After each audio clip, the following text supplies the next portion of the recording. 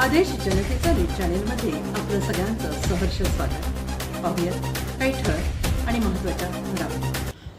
पुण्यात बायकांकडून बनावट नोटांचा धंदा, इंजिनिअरिंगच्या मुलांना हाताशी धरत लाखोंचा गंडा।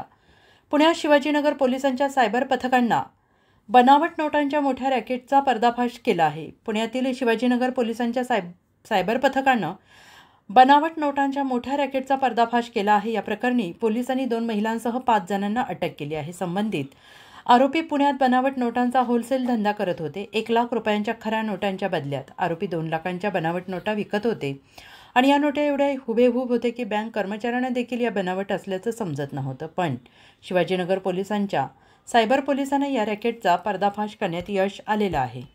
नवीन बातम्यांसाठी पाहत रहा आदेश जनतेचा न्यूज चॅनेल। लाईक करा, कमेंट करा, कमेंटद्वारे आपली मतं आमच्यापर्यंत पोहोचवा, सबस्क्राईब करा।